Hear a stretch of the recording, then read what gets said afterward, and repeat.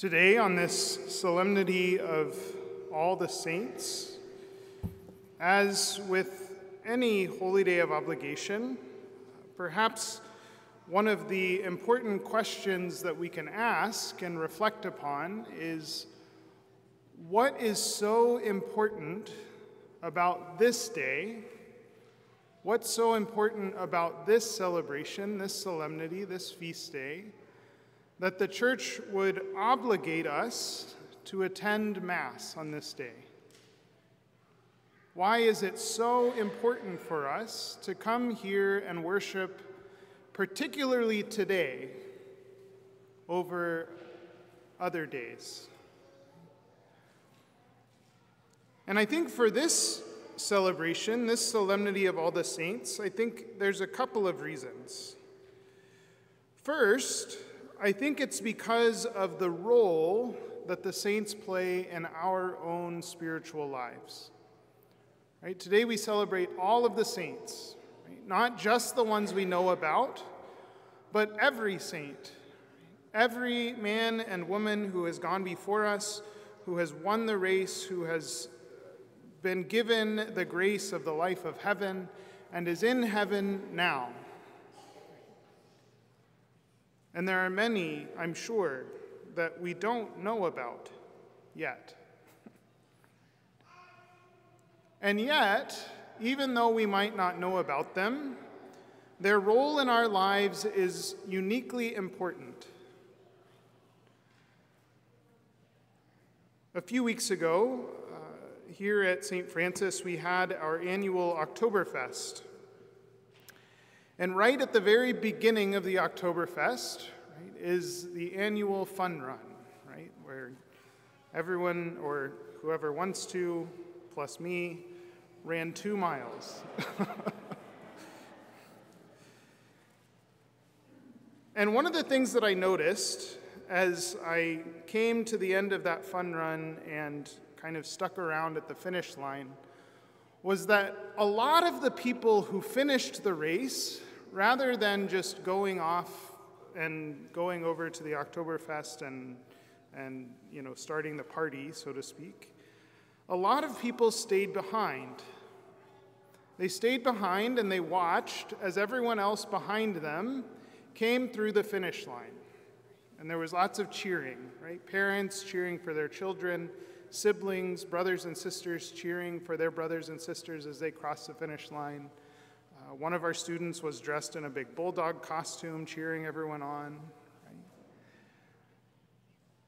And as I stood there and reflected upon that moment, that kind of event, it kind of reminded me somewhat about the role that the saints play in our lives. The saints are the men and women who have gone before us and have finished the race. They're done, right? They're in heaven. They're before the throne of God. They're worshiping him face to face. They're living in eternal joy and eternal splendor. But as they do that, as they live in eternal joy and eternal splendor, they also have one eye back toward us. And they're cheering us on. Right? They're assisting us with their prayers. They're giving us their help and imploring the Lord on behalf of us that he would continue to pour his grace into our hearts, to move us onward so that we can also finish the race. In just a few minutes, and right before the Eucharistic prayer, there's this prayer, the prayer over the offerings that's prayed immediately before the preface. And in today's prayer over the offerings, this is what we'll say. May these offerings we bring in honor of all the saints be pleasing to you, O Lord, and grant that just as we believe the saints to be already assured of immortality, so we may experience their concern for our salvation. This is the grace that we ask the Lord for today in this sacrament. That we would recognize that the saints are already assured of immortality, but at the same time, they are concerned for our salvation. And they are spending their eternity working for us, praying to God for us, offering themselves in sacrifice to the Lord for us, so that we can then come and be with them. And that's the second reason why this solemnity is so important for us in the Christian life. Because this feast day, please God, will one day be all of our feast day. 200 years from now, when every person in this room is long dead and gone, more people will be in this building. Catholics, 200 years from now. And our goal, our prayer, is that in 200 years, when the people of St. Francis Parish celebrate All Saints' Day, that they will be celebrating us. That we will have worked with the Lord, that we will have cooperated with His grace, that we will have allowed Him to transform our lives so that we would become saints.